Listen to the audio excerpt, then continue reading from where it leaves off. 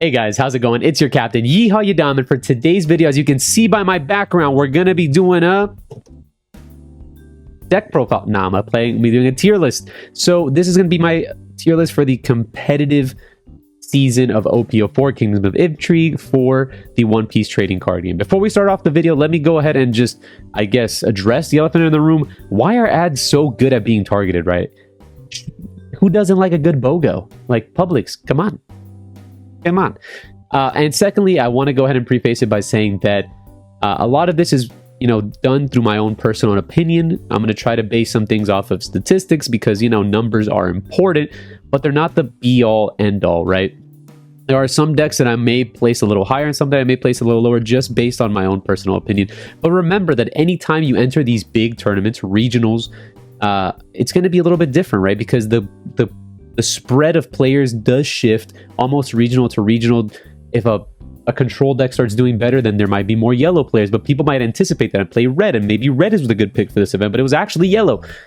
Really tough to say. I'm going to try to base it solely off of like what I think is consistently good, and I hope that really achieves what we need to do. So let's start off with, for whatever reason, Purple Crocodile being the first leader that's shown here on the tier list system. Now, Purple Croc, god damn, they started me off on a hard one, guys. So I love this deck. I have been playing a ton of this deck on the sim. It is okay.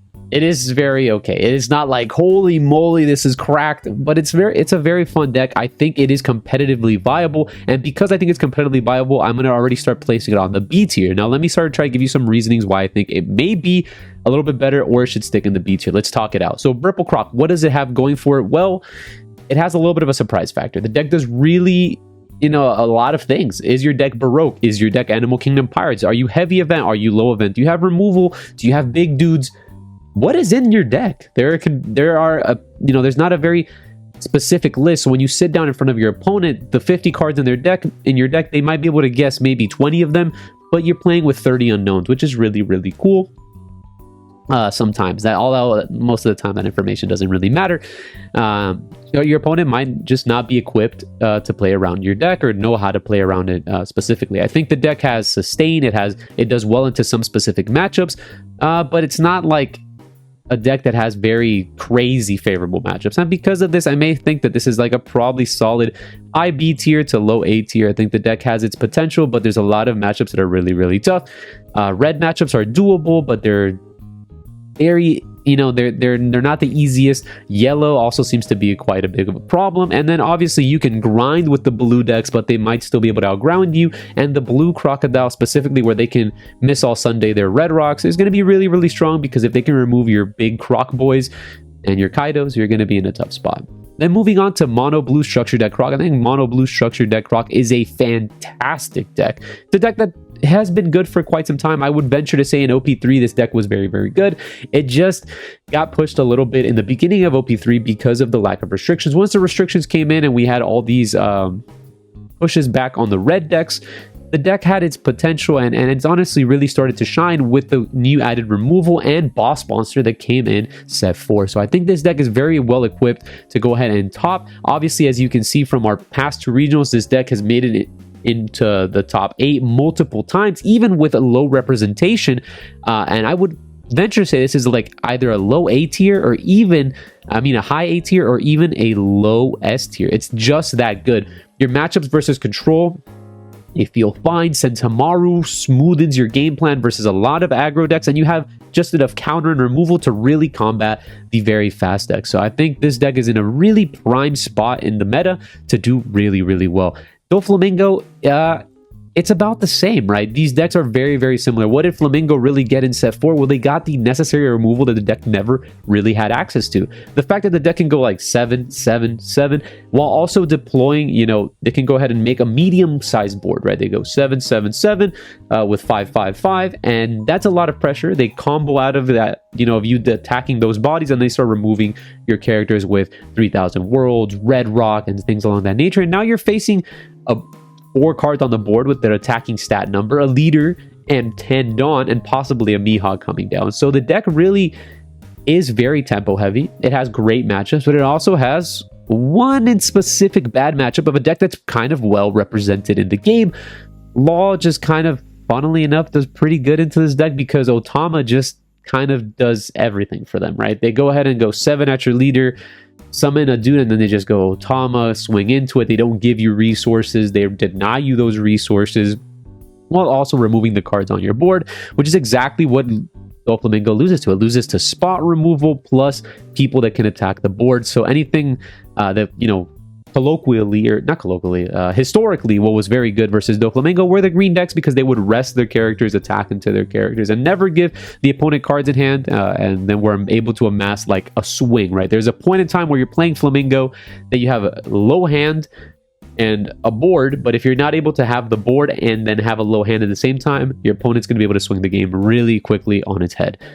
Because of that, I will venture to say this is like a pretty solid A tier deck. Let's say this is a low S tier, and then move on from there. Purple Kaido, again, part of the Purple family. I think this deck is competitively viable, but this one is a solid B tier deck, right? And my reasoning for being a B tier deck, there's a lot of cool things this deck can do. This deck can just go big boy, big boy, big boy. What the deck kind of wants to do is exactly what Purple has always wanted to do, and that's open Onigashima. They just want to open ramp stage, right? And this deck can do it pretty consistently. The fact that they got a Who's Who 1-drop searcher, they also can access the Doflamingo blocker, which can filter for more cards out of the top of the deck, means that they're going to see Onigashima more often than not. They're also going to probably hard mulligan for it.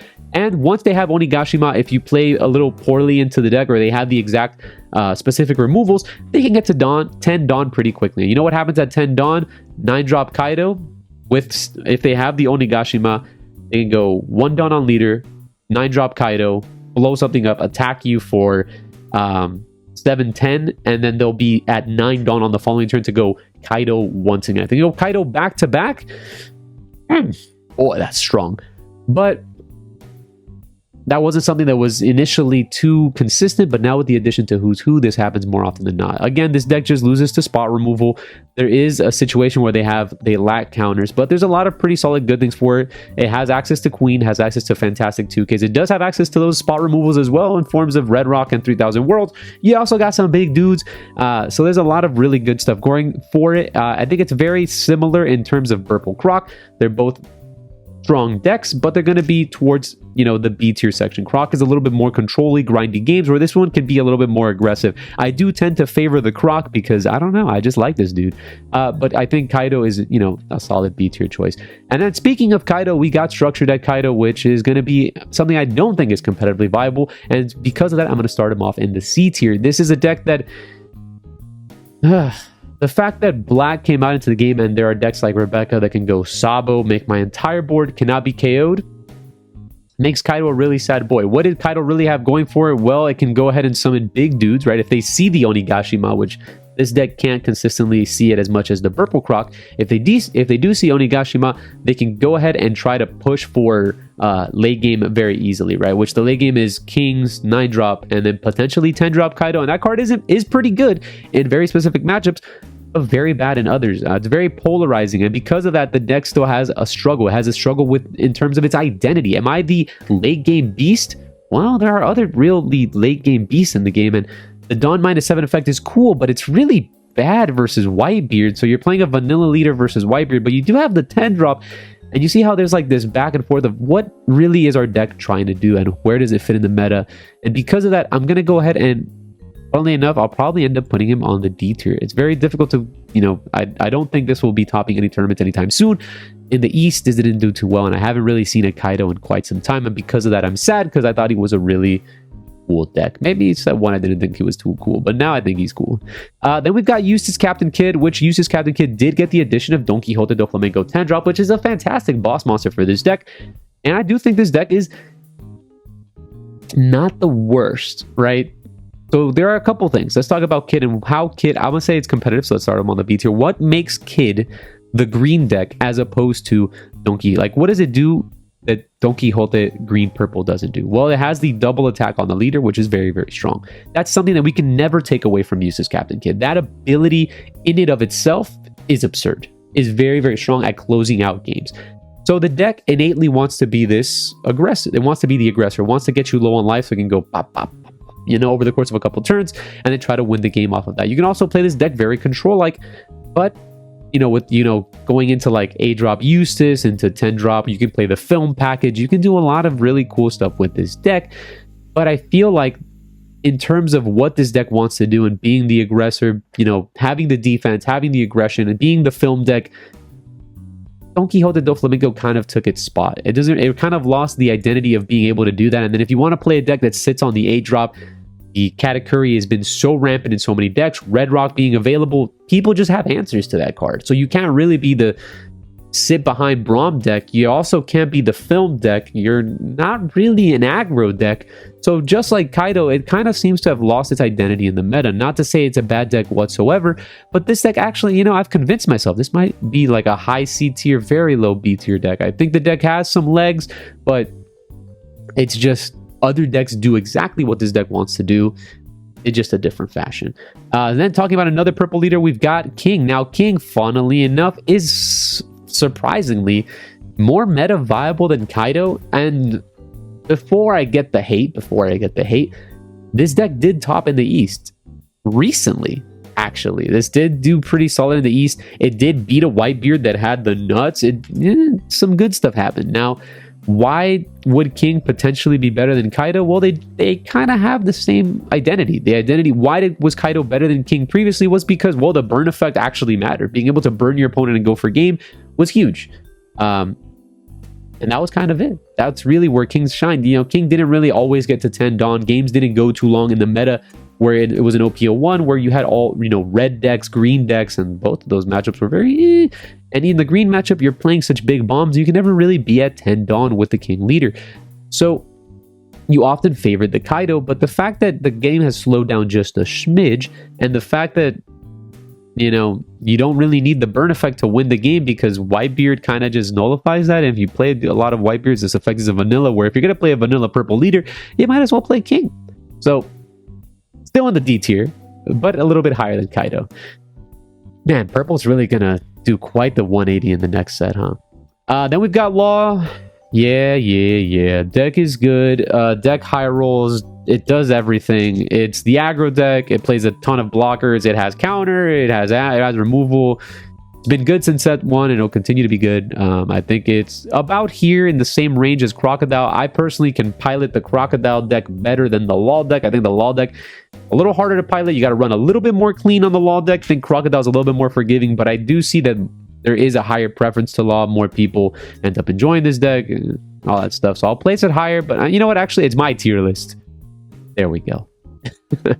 Now we're going to talk about Luffy. I'm going to put Luffy in the competitively viable tier. Well, mono red decks are going to be competitively viable. I don't see myself being able to put any mono red below the B tier. But Luffy would certainly has taken a back step, right? With the restrictions, you can't go and do the best play the deck can do, which is Whitebeard into Whitebeard into Whitebeard. That's the best deck Luffy can do. I mean, the best set of moves that the deck can do. Removing multiple 9-drops makes it so Luffy's a pretty sad boy. Not that multiple 9-drops would be too crazy in this format, because my opponent's just going to go red rock, but a boy can dream. The deck really lost that. Now the deck is trying to struggle between being the aggro deck, and then I think Zoro just kind of fits that a little bit better, being the removal deck, which Ace does a little bit better, or then being like a mid-range deck with Whitebeard does a little bit better. So it's lost that identity. It's still a competitively viable deck. I will put Luffy in the B tier. It's always like a meta pick and somehow shows up in the West because we love this deck. I mean, I legitimately taken this deck to multiple regionals because I think it's pretty cool. So definitely I'll keep him in the B tier. I'm going to go ahead and now talk about Red Green Luffy. Now, Red Green Luffy, there we go. The issue with Red Green Luffy is that now you're combating versus Law, and Law is a cracked deck. It's a deck that people have been practicing since set 1. They know exactly what to do with the deck, and it really hasn't changed much since set 2. So Luffy is kind of struggling to find its correct list, and there really isn't a card that makes Luffy like, holy crap, this was the card that Luffy needed. They never got that specific, Straw Hat Supernova 5-drop that you can restand and do a lot of cool stuff with. So at the end of the day, it's just like a Law, but worse. And you know what? Because it's a 4-life leader in this particular meta, it's going to be really, really, really hard to go ahead and compete. I will put this above these two decks, unfortunately, but it is still part of the D tier. Now, Oden. Oden is another meme deck. I don't think it's competitively viable just because of the fact that the way that Oden wants to play, it's not there yet. Not there yet, but the deck certainly has potential. And if Bandai just gives us a little bit more. You know, I can see set 6 is dropping a little bit of Wano stuff. There might be a day where Oden is able to combo you and one-shot you. There is like some universe where that happens. But at the end of the day, with so many uncountables in your deck and really an effect that just kind of is pretty vanilla, the deck just loses its competitive viability. I do think it's a cool deck, but I think it's actually probably in a competitive setting worse than King. Zoro, again, not going to put anything less than competitive. I think Zoro is just slightly better than Luffy. You might, obviously, it did get first place at an event. I do hate playing this deck in general. I do think that the list that got first place, respect the guy who got it because he's probably goated. But I think the deck is just, there are situations where this deck just blows you out of the game. Summon a body, blow up your body, like remove your character while summoning a character and attacking you. If the deck can consistently do that, then yeah, the deck is firing on all cylinders. But there are some hands that the deck just kind of loses to, and there are some matchups that the deck just kind of loses to. So although Zoro is always going to be a very strong deck, I think it's actually struggling right now with the additions of multiple decks that came out, or multiple cards that came out in set 4, and it's kind of like being a little bit toned down, which is excellent. A lot of people complained about Zoro, a lot of people complained about Whitebeard, and we're finally getting to the spot where people can complain about other things. I love it. We can't stop complaining. Next, we got Garp. Yeah, I think that's pretty fair. There are just better things to do in a competitive setting than play Garp right now. If you want to be the Garp guy, more power to you. No one's telling you to not play this deck. I just think if you want to get those results, which oftentimes, who cares? You might want to go ahead and play something a little bit different. Now, Garp is a deck that I do think has some legs. They're very strong cards. You get access to Sabo. Awesome. You get access to a really good Navy package. You get access to 7-drop Luffy. Pretty good. You got Straw Hats. You can have your Nami search the Black Luffy, which is fantastic. And you got access to Treno Bastardo. You can make a Dressrosa Straw Hat combo, and I think that's really, really cool. But is it good enough? And I'm trying to convince myself to put him here, but I just can't simply do that. Because of the fact that you're a 4-lifer, it's going to be pretty tough to go ahead and compete with these, top tier decks. Being a 4-lifer in this meta is really, really hard. The fact that these guys are even here makes it so that, this guy has consistent healing. This deck has infinite blockers and just is wild. And then this one kind of just summons big dudes. But other than that, it's going to be really hard for a 4-life leader to go ahead and make their way here. I say that now, but you'll see more 4-life leaders over here in this section very, very soon. Then we got Ivankov.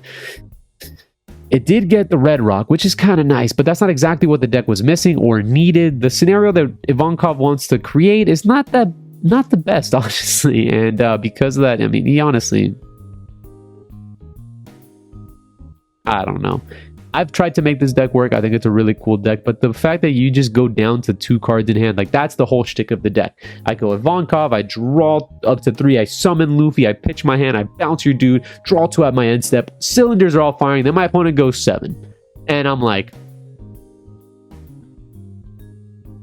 yes. And that's wraps from there. Aggressive decks are really going to punish you. You do play a lot of uncountables, but you can play Gum Gum Rain in order to cycle through that. You also have access to Red Rocks, remove their dudes. 3000 World is a great card. You don't really crutch on the Pacifista, so your mid game is a little bit less good than other blue decks, aka Crocodile and Doflamingo. And at the end of the day, your top end can't really play Kaido, so you're just kind of doing weird shenanigans of making your board all 7Ks, which isn't bad, but just isn't good enough.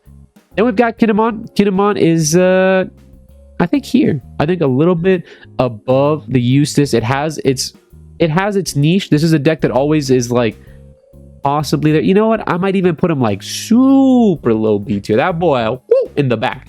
But it has its moments. It definitely has its moments. Now, what did Green get in set 4 besides Don Quixote Doflamingo? Well, they got Don Quixote Doflamingo, and that's basically all you need, right? What more should I ask for?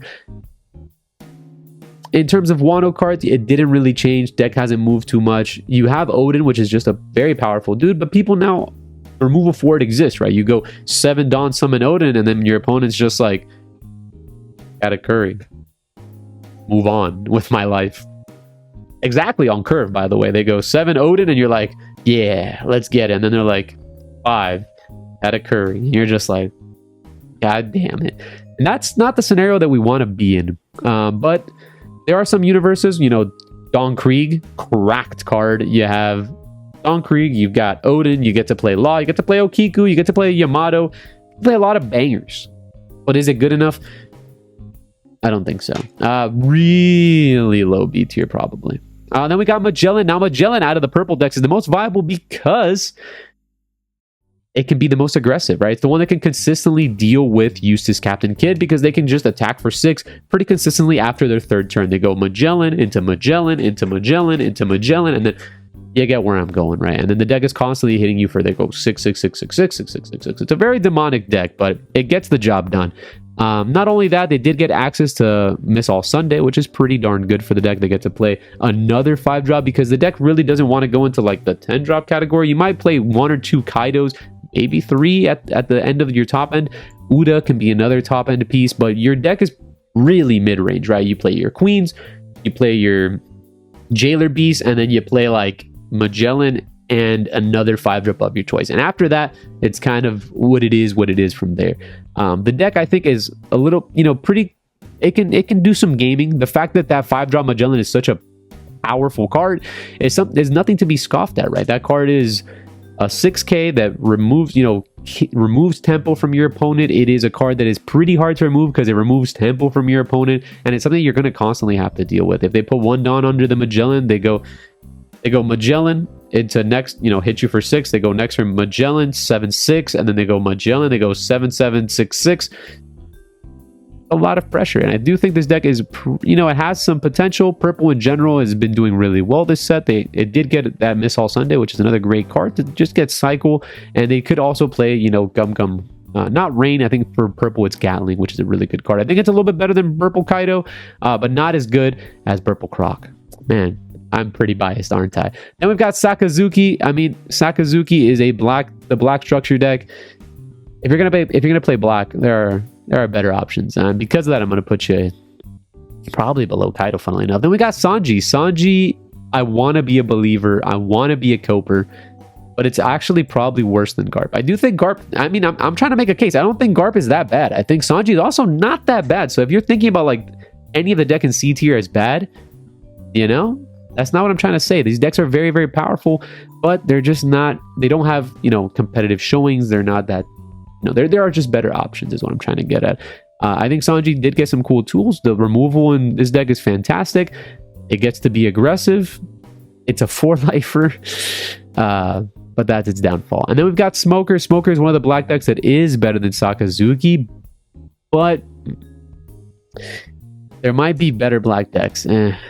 One in particular that I can think of that I think is pretty good. This deck isn't necessarily terrible. I do think it's better than Kinemon for this specific meta. It does have pretty good removal. Its addition of Sabo is great. You can also play cards that remove stages, so it's pretty, if you get that stage removal card versus Rebecca, that's pretty darn cool. But other than that, it doesn't really do anything more than that. Its matchup versus other decks, aka versus these blue decks versus purple decks, are going to be pretty darn rough. And let's not forget that the red matchup isn't anything too easy for Sakazuki, so it's going to struggle. I do think it's a little bit better, considerably than these decks, not by much, but it's going to be struggling versus the rest of these. Then we've got Whitebeard. Yeah, it's good. Probably like here.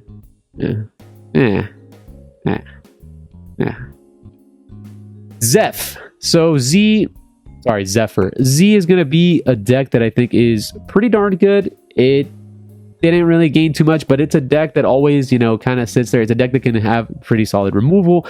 But what's really bad about having this great removal? You go Kuzan, Zephyr attack, blow up your dude. Yeah, I played Sabo last turn. Would you like to take back your turn? Would you like to take back your whole deck? I don't know. You can if you want, but I have 4 Sabos in my deck. Do you want to keep playing? I don't know if you do. And because of that, that's where you have a pretty tough problem. Not only that, but it kind of does struggle versus some of these other decks. The blue decks are going to have a field day because the whole game plan for Z is to go 10-drop Kuzan gaming, and then you're just like, Red Rock. Proceed. And yeah, that's not great. So I do think it is a little bit better than these decks though, but it's still, that ain't really saying much. I think Shanks, funnily enough, is probably better than Zephyr. I'm going to just quickly do Shanks real quick. No one has ever topped with Shanks. Putting it out there, guys. Someone break this deck. I think the deck isn't necessarily horrible. God, I keep saying that. I'm coping so hard. But it's over here. Just don't take it for what it is. And speaking of, oh, I did put a mono red leader below B tier, huh? Look at that. That's kind of crazy. Yeah. Mom. I think Mom is a pretty solid deck. I think it's pretty cool. I think it's a little bit better than Kinemon. A little better than Luffy, but it's not as good as these decks. I'm gonna put Mom under competitively viable decks. Yellow in general is pretty competitively viable because they just got a lot of good things going for it. Man, I've been talking so long, the sun has shifted. It's crazy.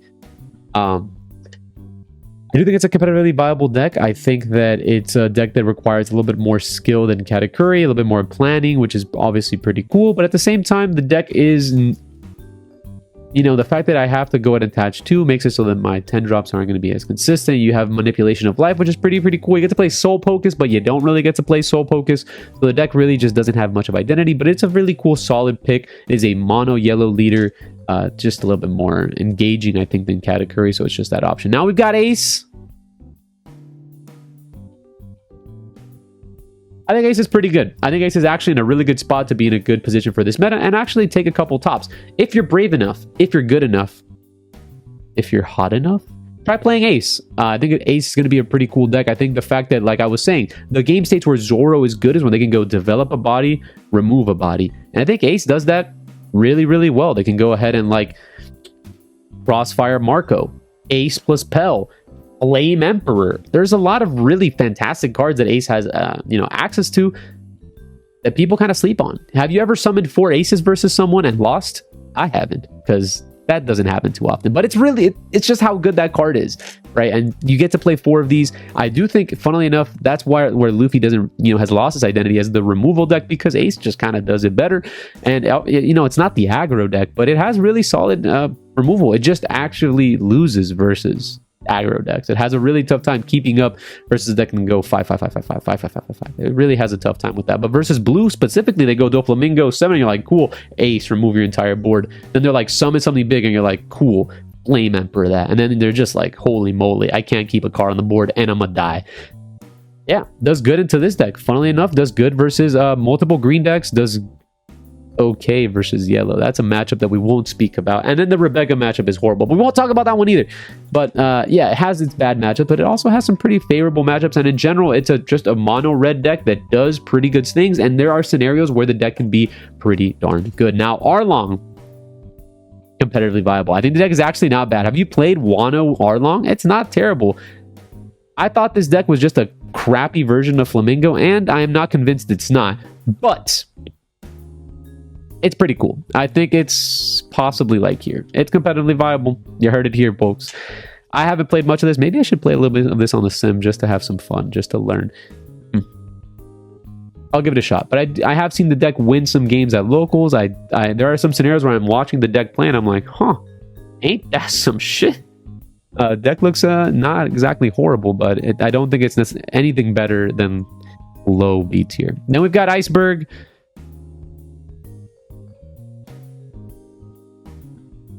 Yeah, that seems like a good spot for it. I'm not going to talk more about it. It's just, that seems like a good spot. I think it actually matches up with the art, sort of.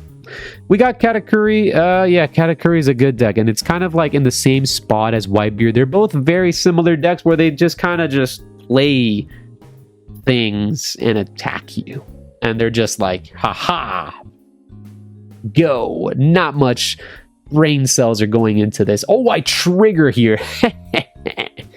Yeah, that's how it feels to play versus yellow. Now, I'm not a yellow hater. We get it. I don't want to be one of those guys. I'm not saying 10-drop mom should be limited or anything like that, but it just doesn't feel like the deck is doing anything too compelling or thought-provoking, whereas some of these decks in the S tier are doing. I mean, I guess Whitebeard isn't, but Law and Crocodile, you do got to have your brain turned on, to some extent, whereas these two, you can kind of brain off, go into good matchups, and then just be like, woo, let's get there, boys. And that's a good thing. That's also kind of like a bad thing. There are some scenarios where Katakuri can just lose and there's not anything they can do about it. But it does have a lot of favorable matchups, especially in this format. Any deck that wants to play on the slow side, Queen, Rebecca, Purple Krog, and any deck that's not just immediately rushing you down, they're just kind of like, yeah, man, let's get to the late game. I play like 12 late game cards, and I'm going to see all of them because I got multiple searches and I'm triggering you in the meantime. Yeah, it can get to do a lot. Not only that, it can play very safe in terms of it can look at your opponent's life if necessary. That effect doesn't really come up too often, but when it does, it's really good. And also, it's hitting you for 7 pretty darn consistently. It's just like 7, 7, 7. And eventually those 7s, if you're a 5k leader, which most of them are except Whitebeard because that guy's a degenerate, it's going to be pretty darn bad. Now we've got Kuro. Kuro was viable in OPO3. Why isn't he as viable in OPO4? Well, we've lost this low to the ground PP small meta, right, of these aggro decks versus Zoro and Law being like the majority of the meta, where Kuro was able to eat these decks. We're now favoring taller decks, and taller decks does not bode favorable for Kuro. Now, Kuro is in a very similar boat of Eustass Captain Kid, right? Like, I want to go and attack twice. That's what my leader wants to do. I want to set up a scenario where I can go like Don Krieg, Django the Krieg, or maybe I can go like leader, like attack with leader effect, attack with leader. Like, I get to those scenarios are really, really cool. Did Kuro get any cards in OPO4? They did. They got the Kuro character card, but yes. Oh. Whoopsie. Where did I put him? Here he is. I think he's about here. They're about similar. Yeah. We got Rob Lucci. Rob Lucci's a mono black deck that just has a little bit more removal. Depending on the right field, depending on the right meta call, this would be a really good leader, right? It has some really good scenarios. The fact that you can get to play cards like Isho if you're expecting a lot of control. You can also play Sabo, which is really good. Borzalina, you get to play the CP9 package. There's a lot of good things going on with Rob Lucci. And if your opponent's trying to sit behind one blocker, clappy, which is exactly what the leader wants to do. So I think the deck is pretty darn solid, but is it more viable than these purple decks? Probably, actually. I think it's probably on the high side of the B tier. I wouldn't say it's necessarily in the A tier, but certainly fits here. Nami. Fringe. I hate playing versus this deck. I mean, alternate win conditions are something that some people find cool, but when you have it stacked on your leader, it just kind of feels like the moment you sit down versus this, you're like, okay, game plan, fight. aggro. And if you aren't able to do that, and they are able to see exactly what they need, then the deck is just going to blast you. If the deck also just queues into very slow matchups, aka Rebecca's, Queens, Crocodiles, the deck is going to eat well that day, you know? Because if your deck is just a tad bit slow, Nami's gonna Nami all over you. It's crazy. And we've got Black Yellow Mom. Black Yellow Mom, again, it's yellow. It's not mono yellow, but it has access to some pretty cool cards. You have Sabo for Cycle. You get to play Ice Age. You get to play Kuzan. There are some things that the deck does get to do from set 4 that are pretty nice. But at the end of the day, probably just a little bit worse than Arlong. Then we've got Monkey D. Luffy. This actually has topped multiple times in Europe. I don't know what's going on in Europe. There's just probably this really cracked mono black Luffy player. But it's probably very similar to Rob Lucci. Now, what is the difference between Rob Lucci and Smoker and Luffy? There really isn't much, right? It's a mono black leader. It's going to play probably the same amount of like 35 cards. And the last 15 really come up to leader preference. Now, what does Luffy get that these decks don't? Well, not really much. Smoker can consistently attack at 7 versus specific matchups. Rob Lucci can go ahead and if you're trying to hide behind a 1 blocker, which sometimes Whitebeard is, Rob Lucci can go ahead and deal with that. But what does Luffy really get that these decks don't? Not necessarily sure. I guess what it's trying to do is be kind of like Red Luffy, right? Where they wants to go ahead and remove a card on board, attack you for 6. Remove a card on board, attack you for 6. And it just like apply pressure in that manner, which is kind of really good. When I was able to do that in set 3 with set 2 with Luffy, it felt like I was doing a very fantastic job at removing a card, applying pressure. So if this deck can do it a little bit more consistently, then it's going to be in a pretty solid spot. Now, is it necessarily better than Smoker? It might be, actually, because you don't have to use your Dawn, that 1 Dawn to hit to 7. Smoker is conditional where Luffy isn't. Is it better than Purple Kaido? Probably, but I find it hard to believe it being better than these other decks. Now we've got Purple Yellow Croc.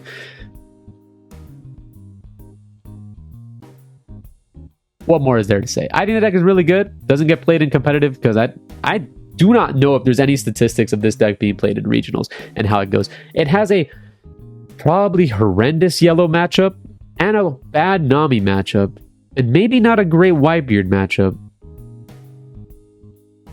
Understood. Then we've got Don Quixote Doflamingo, the new one from set 4, and I think the deck is freaking great, actually. A really strong deck. It's actually taking a lot of willpower for me not to place it in the S tier. I think it's very, very powerful, but it's fair to say the deck isn't necessarily tier 1. It's like tier 1.5. Very strong deck, has a lot of results. People play the crap out of it. There are obviously ways that you can play around the deck and make, and beat the deck, but the deck has just a lot of things going for it. Great mid game, great late game, great defense. The leader's kind of sexy. What more do you need?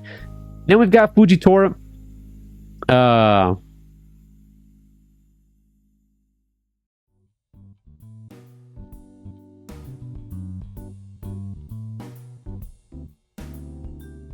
Seems like a good home.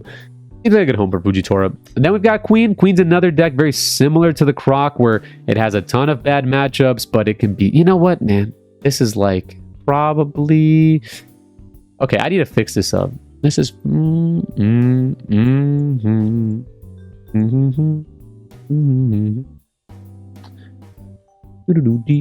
know what? There you go. I've fixed it. This seems much more Yadam. Yeah. I really do like both of these decks, by the way. I think they're super fun. The fact that I don't have multiple Katakuris is really hurting me right now, but these decks are so powerful. It's awesome. Feels great to play them. Got Rebecca. I don't think I'm allowed to put Rebecca in S tier, although I think it's another deck that's just like, hell yeah, that deck is really good. In the hands of a good Rebecca player, it's so frustrating because this is exactly what Jonathan's playing at locals, and my god, when he gets off to the races, he gets off to the races. Yeah, you can certainly beat this deck, but boy, it's a strong deck under the right pilot. Then we've got Vivi.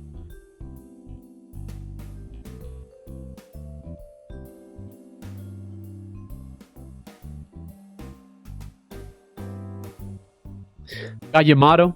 Yamato, it's a mono yellow leader that gets to do pretty cool stuff. It has defense, it gets access to Wano cards, but what is a mono yellow leader without 10-drop Big Mom? It did get the 9-drop Yamato, which is a fantastic card. It doesn't really have a way to search it, unfortunately, but it doesn't get to play 10-drop, and 10-drop really is the scariest piece of crap that Yellow has at his disposal. Well, not necessarily. They have other scary things, but the 10-drop is certainly one of them, and Yamato being unable to play them when they do get matched up Yellow versus Yellow, mano a mano, Katakuri is just gonna slam her down, unfortunately. And I think with that, let me see if these are all set 5 and structure deck leaders. We've completed the tier list. I know this may seem, hold up, let me just go ahead and put it here. Pretty fair. There's a lot of probably not competitively viable decks right here. Decks that are like rogue decks. I can see these being in the rogue category. And then these are decks I expect to see in tournament. Okay, yeah, this seems... I think I have convinced myself that this is a pretty solid tier list. How has Crocodile become number 1? Because he's Croc, bro, and that's all I gotta say. If you guys like this sort of content, make sure to hit that like button. If you have any comments that you want to go ahead and address in the comment section, make sure to leave a comment. You want to talk about it. Did I do your leader poorly? Am I misinterpreting statistics? I may be, but that's why it's my tier list. I get to be a little bit memey and put Crocodile as the best deck in the format. And as always, guys, if you're enjoying this type of content, make sure to hit that subscribe button for more One Piece trading card game content, and I'll see you guys on the next one. Peace.